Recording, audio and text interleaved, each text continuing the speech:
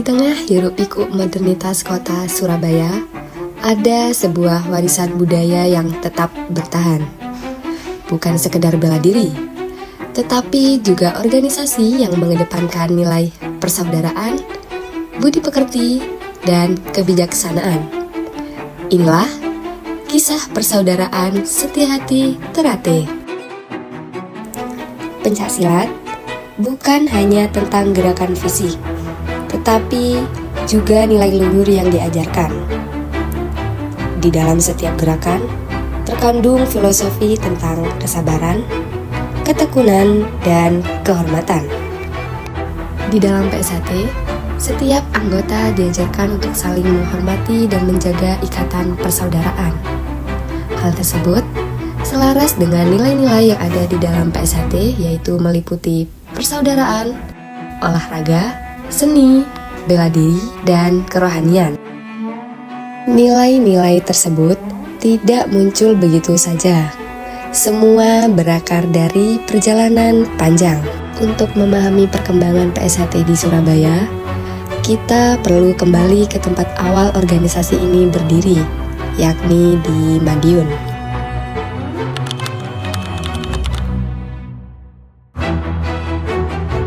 Persaudaraan Setiahati Terate didirikan tahun 1922.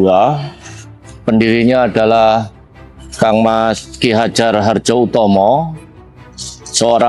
Beliau adalah pahlawan kemerdekaan. Awal mulanya bernama Setiahati Pemuda Sport Club. Ya. Kemudian ketika kongres pertama, yaitu pada tanggal 25 Maret 1951, berubah nama menjadi Persaudaraan Setiahati Terate. Dari sinilah PSHT mulai membangun identitasnya sebagai organisasi pencaksilat yang menekankan persaudaraan, budi pekerti, dan pembentukan manusia berbudi luhur. Dari perjalanan sejarah yang panjang, PSHT tidak hanya tumbuh sebagai perguruan pencaksilat. Di dalamnya terdapat nilai dan ajaran yang menjadi dasar pembentukan karakter anggotanya. PSHT dikenal sebagai organisasi pencaksilat yang tidak hanya berfokus pada bela diri, tetapi juga menanamkan nilai luhur. Nilai tersebut menjadi dasar untuk membentuk manusia yang berbudi luhur, tahu benar dan salah, serta bertakwa kepada Tuhan Yang Maha Esa. Nilai-nilai dasar yang terkandung di dalam PSHT yang pertama yaitu persaudaraan. Persaudaraan di sini seringkali dipahami sebagai ikatan batin antara sesama warga maupun antar warga dan siswa. Tradisi berjabat tangan menjadi simbol saling menghormati, memaafkan, dan menjauhkan diri dari dendam. Dasar kedua yaitu olahraga. Melalui latihan fisik dan rangkaian gerakan pencaksilat, anggota PSHT dilatih untuk menjaga kesehatan jasmani, ketahanan tubuh, dan kedisiplinan diri. Dasar ketiga yaitu bela diri. PSHT membekali anggotanya kemampuan untuk melindungi diri dari bahaya. Namun, kemampuan ini bukan untuk menyerang, melainkan digunakan secara bijak ketika keadaan benar-benar membutuhkan. Dasar keempat yaitu kesenian. Dalam pencaksilat, gerakan tidak hanya dinilai dari kekuatan, tetapi juga keluasan, keindahan, dan keselarasan irama. Disinilah pencaksilat hadir sebagai bagian dari seni budaya. Dasar kelima yaitu kerohanian. Dalam PSHT, latihan tidak hanya membentuk tubuh, tetapi juga membentuk batin. Anggota diajak mengenal diri, menjaga moral, dan menjalankan tanggung jawab sebagai manusia yang berbudi luhur. Nilai-nilai inilah yang membuat PSHT mampu bertahan dari masa ke masa. Setelah tumbuh dari Madiun, ajaran PSHT mulai menyebar ke berbagai daerah. Salah satu kota penting dalam perjalanan tersebut yaitu Surabaya. Masuknya PSHT ke Surabaya tidak dapat dilepaskan dari perkembangan kota ini sebagai tujuan urbanisasi. Banyak tokoh PSHT dari Madiun datang ke Surabaya untuk bekerja, menempuh pendidikan, ataupun menetap. Para Para tokoh yang datang ke Surabaya inilah yang kemudian ikut memperkenalkan ajaran PSHT. Sebagian mendirikan tempat latihan, sebagian lainnya membantu melatih di tempat yang sudah ada.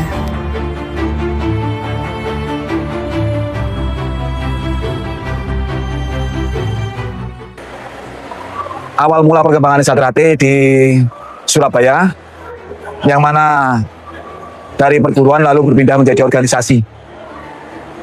Sejauh yang saya ketahui, SHT ini lahir tahun 1922 dan juga melalui perjalanannya akhirnya melalui konferensi atau mubas musyawarah besar menjadi organisasi, yaitu Persaudaraan Setiati Trate di tahun 1948. Dan juga SHT Trate ini masuk ke cabang Surabaya di era sesepuh kita, yaitu Raden Mas Sutomo Mangkujoyo, sekitar tahun 1950.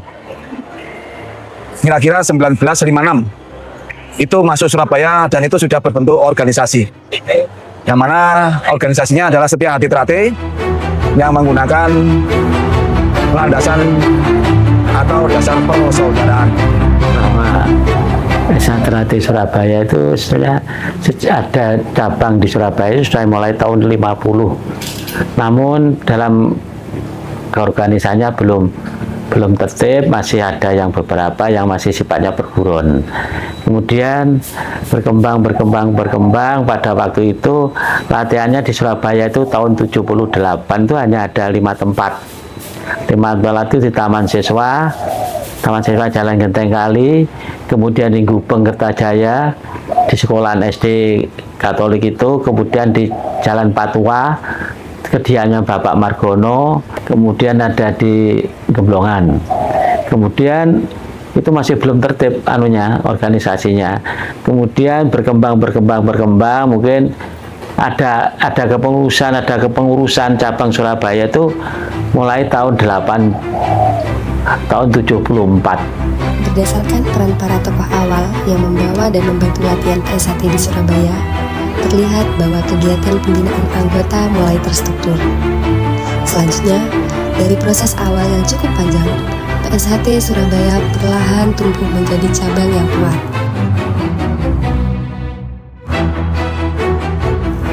Setelah melalui proses awal yang panjang sejak tahun 1950-an, perjalanan PSHT di Surabaya memasuki tahap penting pada tahun 1983. Meskipun PSHT telah hadir di Surabaya sekitar tahun 1950-an, pengakuan resmi sebagai cabang baru terjadi pada tahun 1983 melalui surat keputusan yang dikeluarkan oleh pengurus pusat PSHT di Madiun. Surat keputusan ini menjadi dasar kuat bahwa PSHT cabang Surabaya telah diakui secara resmi oleh pusat. Pengakuan tersebut menandai legalitas dan formalitas organisasi di wilayah Surabaya. Dengan adanya pengakuan resmi tersebut, PSHT cabang Surabaya memiliki dasar yang lebih kuat untuk mengelola organisasinya dalam lingkup kota Surabaya. Namun, pengelolaan tersebut tetap harus berjalan sesuai dengan anggaran dasar dan anggaran rumah tangga PSHT. Cabang Surabaya memperoleh nomor induk 002 dari pusat. Hal ini menunjukkan bahwa Surabaya menjadi salah satu cabang tertua PSHT di Indonesia setelah Madiun. Sejak pengakuan resmi pada tahun 1983, PSHT cabang Surabaya terus berkembang. Pada tahun 1993, cabang ini telah memiliki jaringan luas. Terdapat 25 ranting di wilayah cabang Surabaya. Data tersebut tercatat hingga tahun 2014, PSHT cabang Surabaya sudah memiliki 18 ranting dan 25 komisariat. Perkembangan ini tetap menyesuaikan dengan kultur masyarakat Surabaya sebagai kota besar. PSHT harus mampu hadir di tengah masyarakat perkotaan tanpa meninggalkan nilai, esensi ajaran, dan filosofi organisasi.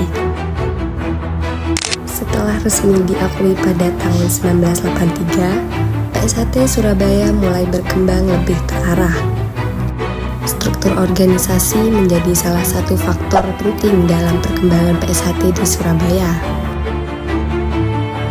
Kemudian peran tokoh, pelatih, dan sesepuh ikut menjaga arah organisasi.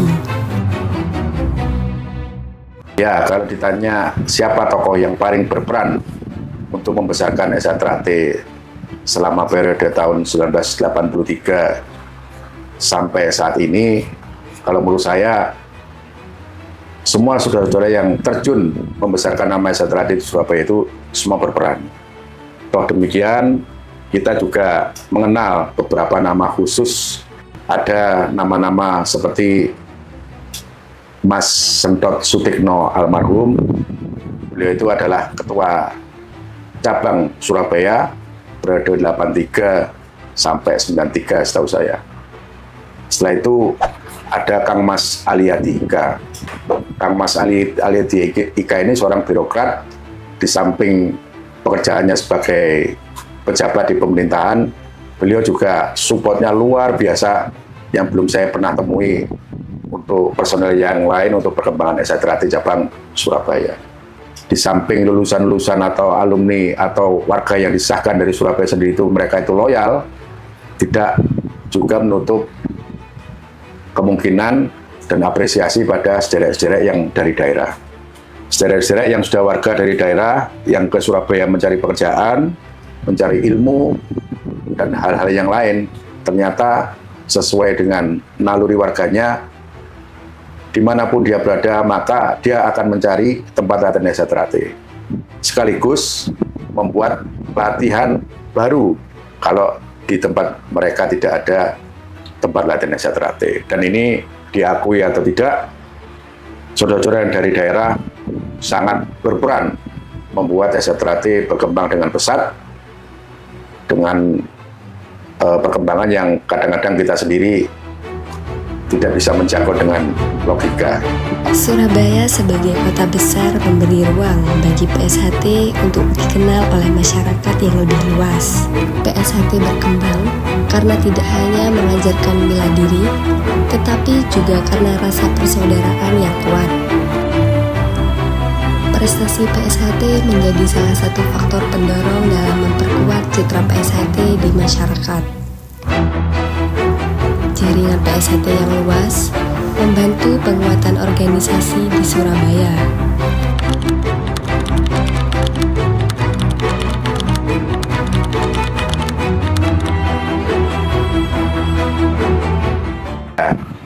Terkait dengan support dan animo dari masyarakat maupun dari pemerintahan di wilayah Surabaya terhadap perkembangan SH Trate di wilayah SH Trate cabang Surabaya, itu sangat luar biasa. Kalau animo sekarang tidak bisa dipungkiri bahwa SH Trate itu di cabang Surabaya menjadi salah satu perguruan pencak silat yang paling banyak diminati. Mulai dari pesilat dini, usia SD, sampai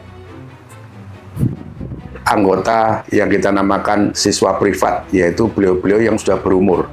Ada yang berumur 50 tahun, ada yang 60 tahun lebih, tapi mereka bersemangat berlatih untuk menjadi anggota dan keluarga besar SH Trate. Ini menunjukkan simpati masyarakat.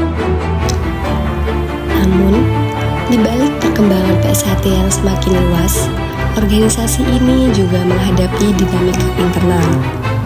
Salah satu gejolak yang terjadi adalah dualisme kepemimpinan yang diakibatkan karena ketidakpuasan terhadap hasil Parlu 2016. Konflik internal PSHT bermula dari Parapatan Luhur tahun 2016 yang juga menjadi forum pemilihan Ketua Umum PSHT periode 2016 sampai 2021. Dalam pemilihan tersebut, terdapat 3 kandidat yaitu Murjoko, Arif Suryono, dan M. Taufik. Pemilihan dilakukan melalui usulan dari cabang-cabang yang hadir. Dari 185 cabang yang hadir, Murjoko memperoleh 108 suara, Arif Suryono 38 suara, dan M. Taufik 8 suara. Hasil tersebut kemudian diserahkan kepada Majelis Luhur. Kemudian, Majelis Luhur memutuskan dan mengangkat M. Taufik sebagai Ketua Umum PSHT periode 2016 hingga 2021. Keputusan ini kemudian menimbulkan polemik di dalam organisasi. Polemik muncul karena pengangkatan tersebut dianggap tidak sesuai dengan syarat dalam ADART organisasi, sehingga memunculkan perbedaan klaim dan dualisme kepemimpinan. Di tengah konflik dan perbedaan pandangan, PSHT Cabang Surabaya tetap mengedepankan nilai persaudaraan sebagai dasar ajaran PSHT. Konflik internal di tingkat pusat turut memberikan dampak terhadap dinamika organisasi di tingkat cabang, termasuk dalam menjaga kesulitan anggota dan arah organisasi. Meskipun menghadapi gejolak internal, PSHT Cabang Surabaya tetap berupaya menjaga kegiatan organisasi, memperkuat persaudaraan, dan melanjutkan pembinaan kepada generasi berikutnya. Perjalanan PSHT Cabang Surabaya tidak hanya dibangun oleh prestasi dan perkembangan organisasi, tetapi juga dengan semangat persaudaraan yang terus dijaga dari generasi ke generasi. Berbagai tantangan telah dilalui, berbagai perubahan telah dihadapi. Namun, satu nilai yang tetap menjadi pondasi adalah persaudaraan.